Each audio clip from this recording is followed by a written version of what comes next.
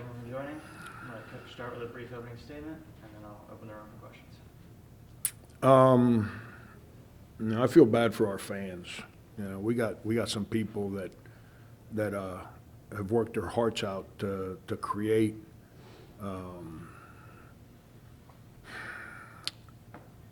the opportunities for us here at UMass to be able to win again.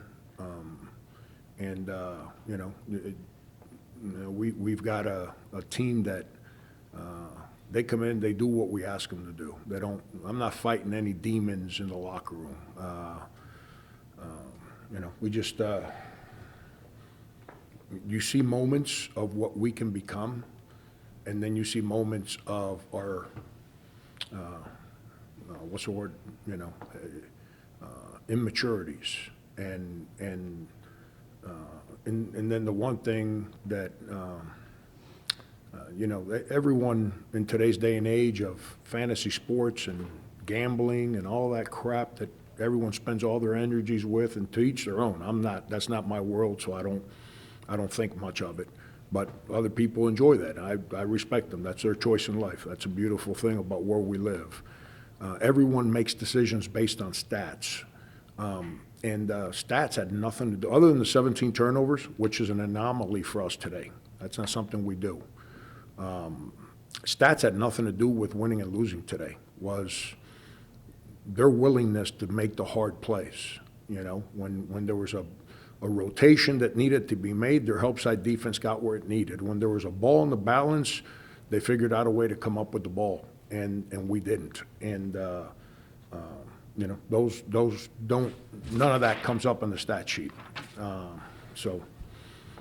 Give them credit. They're playing better. They're playing well.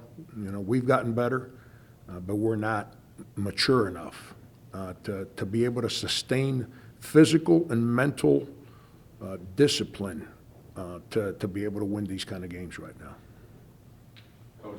Coach Mooney was just in here and he said when you go so many days in between wins, it starts to weigh on you a little bit in the A10. What's your assessment on that? And do you feel, how do you get out of this rut, starting 0-2? Yeah, we lost a game. We went on Christmas break.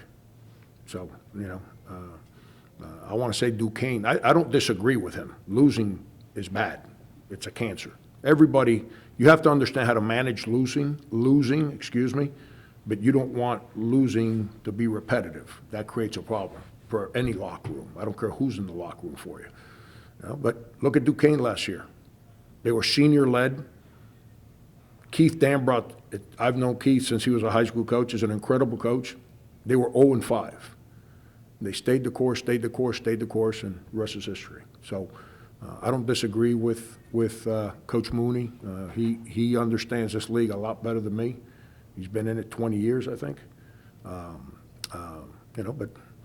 They just beat GW, and GW just beat Dayton. And that's league play.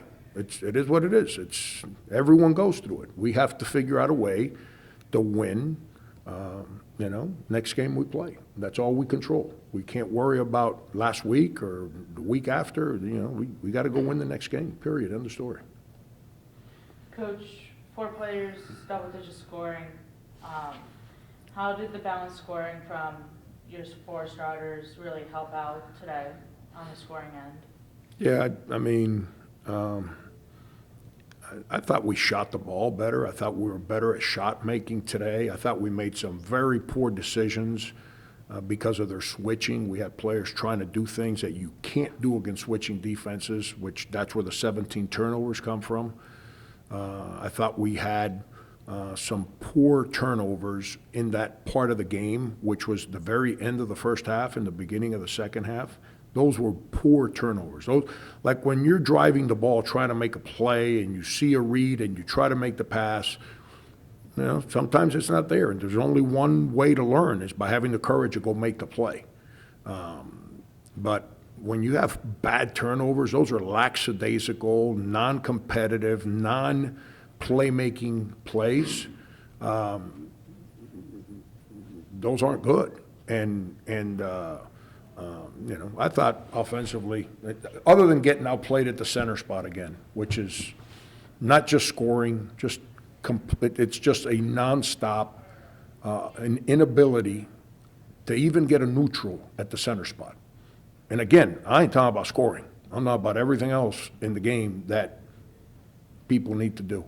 I think Jay Curry had more rebounds than all the guys that played center combined. And I'm not blaming, I'm telling you facts. Now, people want to call me a blamer for that, well, so be it. That's the reality. Our centers have to play a lot better to give us a chance in these kind of games. Coach, previously you said that right now your team is, you're not a team that is a collection of individuals. Who said that? You said that. Okay.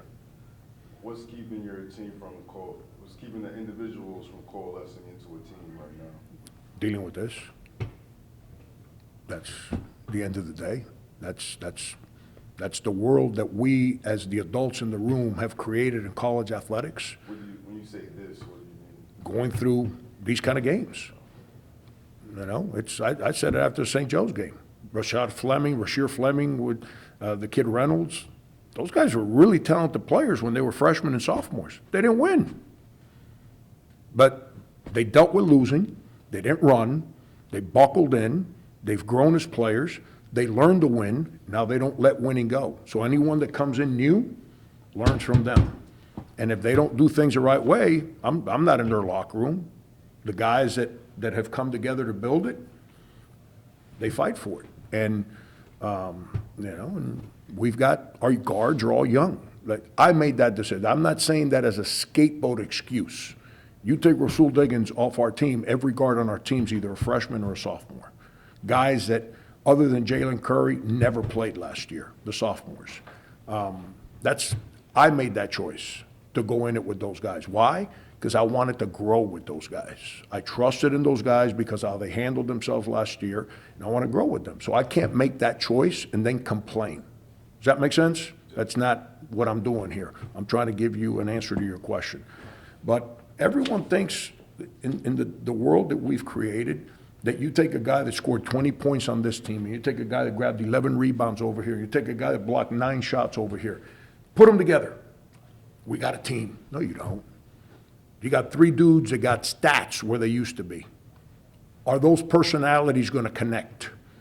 Are guys going to accept what they have to do for this team, not what they did for their last team? That's when you learn all that by digging your feet in, and when that water gets hot, like it is right now for us, not running. You dig in and you learn how to do more and how to sacrifice more and how to elevate others. We're not there yet. We've gotten better. We're not there yet. But I hope these guys give us the chance to stay the course with them and see what we can become as this year continues. I'm not worried about next year. I'm worried about Dayton, who we play next. I ain't worried about yesterday or today. I'm worried about playing a little better because we're right there. Playing a little better, eliminating those pockets in every game that don't let us win hard games.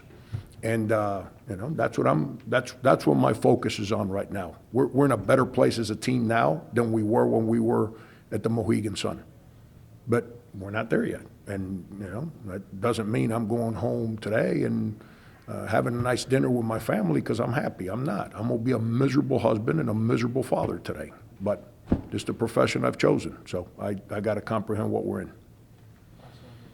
The decision to go zone there in the second half, and did you think it was effective, or can you just assess how the zone defense worked? Yeah, I should have called the zone earlier in the game. Yeah. It's a different zone than what we've played. I thought we did a good job. I thought they got stagnant, and they made that corner 3 that we fouled. Give that kid credit because we contested his 3 and he dribbled, and the next guy came and he still made it.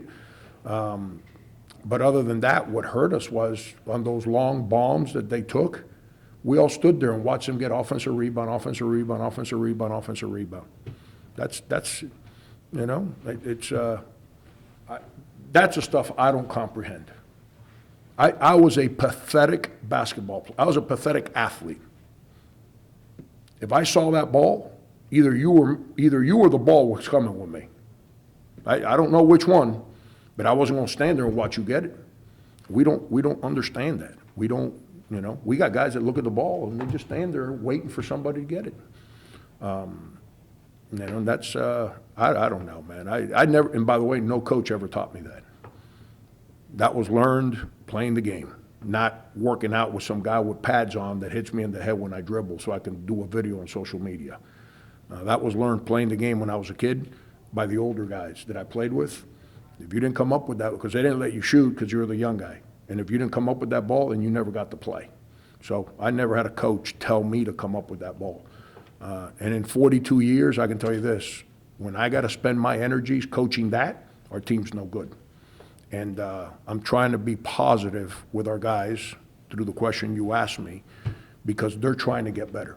But we got to figure out a way to come up with those balls. Like that's what hurt us with that zone. The zone served its purpose.